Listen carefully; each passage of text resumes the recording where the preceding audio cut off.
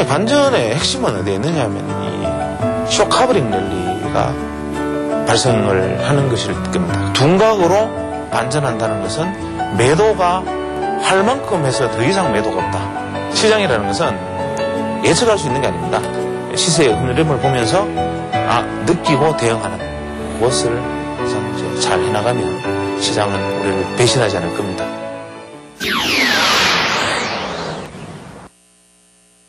요즘 이제 시장이 재미있게 움직이죠. 현물 투자하시는 분들한테 재미있게 움직인다는 말이 참 욕스러운 말이 될 수 있을 것 같아서 말이 좀 조심스러운데, 파생을 하시는 분들 입장에서는 시장이 재미있다 내지는 이제 아주 청룡열차처럼 아주 긴장감, 손에 땀을 쥐게 하는 그런 양상이 지금 움직이고 펼쳐지고 있습니다. 지금 같은 경우에는 결국 이제 항상 파생시장뿐만 아니라 시세의 움직임이 그렇지만 변동성이라는 것이 항상 중요한 입지에 와 있는데, 이런 부분들을 가지고 또 주제를 계속 한번 얘기를 해보죠. 원장님께서 일전에 그 변동성이 위로든 아래로든 크게 폭발할 가능성이 있다고 말씀하셨는데, 거기에 대해서 좀 말씀해 주시죠.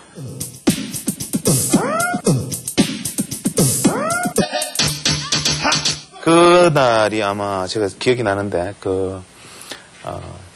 하여튼 위로든 밑으로든 크게 죽을 것 같다는 데 대한 준비로 양매수 전략이 현재로서는 가장 유망하다, 그런 얘기를 제가 드렸던 것 같은데, 그 상황을 마치 이제 점쟁이처럼 어떻게 했다 이런 게 아니라 우리가 이제 변동성이라는 부분에 주목해서 시장을 바라보면 그 부분은 예측 가능한 것이었습니다.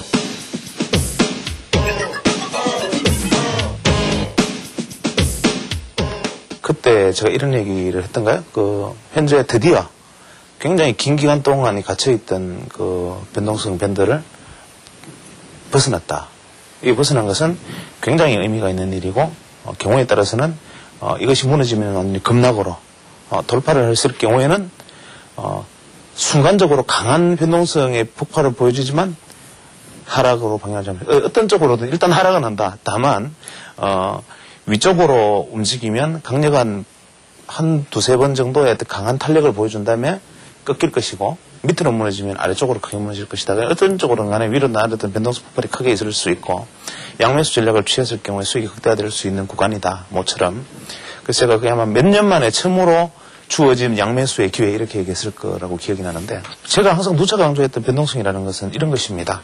자, 한번 생각을 해보죠. 그냥 단순하게 우리 이해하기 쉽게, 아까 조금 전에 제가 선물 밴드를, 이제 선물이라는 게 연결 차트를 만드는 게 좀 어려우니까 그냥 쉽게 코스피를 가지고 이야기를 해보죠. 제일 처음에 과거에 고점이 1100인가요? 그래서 그때부터 이제 IMF 터지면서 280 정도까지 무너졌죠. 그 다음에 나중에 이제 시장이 1040인가 1030인가 이 정도까지 갔던 거로 기억합니다. 그죠? 그 다음에 480포인트인가요? 그렇게 했죠.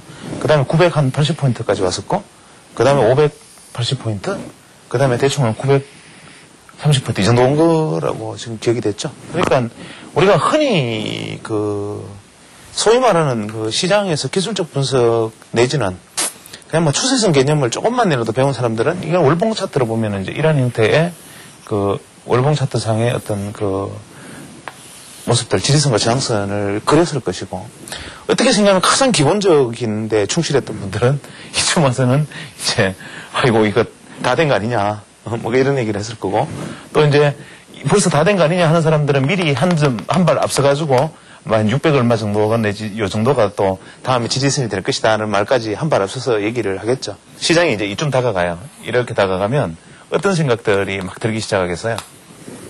한계 왔다는 사람들과, 그죠? 그래도 곧 넘어갈 것이라는 기대. 왜냐하면 이런 얘기 있죠. 한 번, 두 번, 3세판이다.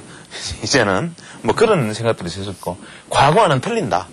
여러 가지 이유만으로 이게 넘어가겠다라는 기대감과 한계지 않을까라는 생각들이 막 첨예하게 막 부딪힌단 말이에요. 그러면 우리는 이 변동성이 확대되는 구간이다. 그러면 막 이제 의견들이 막 대립되면서 선물로 치면 이제 미결제약증이 막 이 증가돼야 이제 한쪽 방향의 추세의 방향을 잡잖아요. 그런 것이 변동성 확대 구간이다. 혹은 모든 사람이 의견이 일치해서 좀 얌전해지면 변동성이 축소되는 구간이라고 생각하기 쉽지만 그것과는 완전히 반대되는 개념이죠.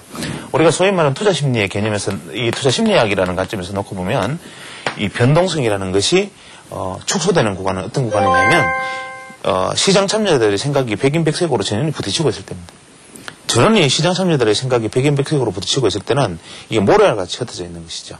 그래서 의견들을 그럴 때는 이렇게 보면 리포트들이 굉장히 다양합니다. 그 상승하를 이야기하는 사람들 또 상승의 이유가 다 제각각이고 또 조정을 이야기하는 사람들은 조정을 이야기하는 사람들대로 나름대로 세력을 형성하고 있고 시장은 현재의 추세를 그대로 완만하게 이어가는 그런 상황들. 그렇게 보면 이렇게 모래알 같은 당시의 리서치들을 이렇게 쭉 보다 보면 의견이 모래알 같다는 느낌을 받게 됩니다. 이런 것들은 이 분산되어 있던 부분들이죠. 그래서 이 의견들이 이렇게 막 분산되어 있으면 자기 혼자 한쪽 방향의 추세를 잡아낸다는 것은 굉장히 어려운 일이죠. 그러면 이 밴드들이 서로의 눈치를 보면서 시세가 이렇게 가능하면 그 추세 안에서 무더걸 움직이려는, 예를 들면 어떤 중심 이평이 이렇게 있다고 그러면 시세가 이렇게 조금만 벗어날라 해도 그냥 이평이 잡아당긴단 말이에요. 조금만 벗어나면 이 당기죠. 그때는 아마 한 40일 이평 정도를 중심으로 코스피 지수가 이렇게 잡아당기는 형상을 계속 보여주고 있었단 말이에요. 이게. 이것은 무엇을 의미하느냐면 시장의 의견들이 모래알처럼 흩어져 있는 것이죠. 이 상황에서 누군가가 한 명이 서로가 서로 막 눈치를 보고 있는데 자신있게 한 두세 명 정도가 이탈하면서 강하게 추세를 이끌어버리면 이 눈치를 보던 사람들은 나름대로 자기 확신이 없었기 때문에 순간적으로 붙어버리죠. 전체적으로. 이런 걸 우리가 이제 뭐 서지. 엘드는 이렇게, 알렉산더 엘드는 이걸 가지고 서지, 또 러시 이렇게 얘기했죠. 그런데 이렇게 모든 사람들이 순간적으로 의견이 일치되면서 한 방향 쪽으로 쏠리면 변동성이 무서운 속도로 확대가 되는 겁니다. 그래서 우리가 변동성이 확대되고 있는 구간이라는 것은 모든 사람들의 의견이 한쪽 방향으로 쏠려 있을 때 얘기입니다. 그러면 우리가 다시 반전의 타이밍은 언제를 보느냐면 또 의견이 중구난방으로 흩어지는 경우죠. 예를 들면 이렇게 해서 급락을 해서 지금 이렇게 와 있는 상태에서 방향은 이런 식으로 계속 이제 하나 방향을 따라간다 할지라도 의견들이 일방향성이 아닌 이 떨어지는 원인도 이제 뭐 여러 가지 이야기들이 막 산만하게 흩어지기 시작하고 막 여러 가지 서로 떨어지는 안 좋은 추세인 건 분명하지만 뭐 의견들이 중구난방이고 오른다는 사람 내린다는 사람 막 의견들이 다양하지만 시장은 추세대로 계속 출렁이면 또 나름대로의 어떤 변동성이 축소되면서 시장이 갈등 구조를 일으키고 있다는 것이죠. 이런 걸 이제 변제법적으로 보면 우리 정반합에서 합의 개념에서는 우리가 이제 정립의 개념에서는 갈등이 또 생겨가지고 그 갈등이 또 정폭되면 터지면서 이제 반정립의 형태가 되듯이 주식도 이게 수렴 국면과 확산 국면이 있는 것이죠. 그런데 크게 보면 이렇게 해서 이제 시장이 이렇게 오는 것은 우리가 그 예측 가능한 범주 안에서 이 지점이었기 때문에 가능했던 거예요. 그럼 이 지점에서 예를 들어서 그런 러시가 예를 들어 이 지점에서 만약에 중국에 문제가 터졌다. 연착륙 혹은 금리 문제가 대두됐다. 이런 경우에는 이렇게 안 오죠, 시장이. 시장이 이렇게 정상적으로 오는데 하필이면 이 구간에서 지금 발생한 러시이기 때문에 문제가 일어났던 것이죠. 그러면 이게 분명히 이 사실을 기정사실화하면서 이것을 언젠가는 이제 뒤집는 타이밍은 있겠지만 어쨌거나 간에 한번 이 추세가 꺾였다는 것이 인정되었단 말이에요, 한번. 그렇다면 이 추세가 다시 이렇게 되었다는 것이 드랩을 일으키면서 더 밑에 내려갈 수도 있죠. 사실은. 그럴 때는 660, 640이라고 하는 의견조차도 무색할 정도로 거의 이만큼 물려서 가는 수도 있을 것이고 혹은 페일이 일어나면서 터치하지 않고 정말 700대에서 바로 이렇게 들어버리는 방향도 있겠지만 이것이 여기서 700에서 들든 640까지 내려가서 들든 600대를 위협하면서 들든 여기다를 예측하려 드는 것은 기본적으로는 잘못된 거지요. 그러니까 시장에서는 이런 예측의 결과는 아무 쓸모가 없는 것입니다. 특히 파생에서는 더욱 그렇지만 이것이 이렇게 예측하려는 이런 생각들이 계속 생각을 엇갈리게 만드는 거죠. 지금은 우리는 그냥 차분하게 무엇을 보고 있어야 될 것 같습니까? 이것이 이렇게 오든 간에 실제 방향성이 다시 이쪽으로 변동이 폭발하는 지점을 봐야 되는 거죠.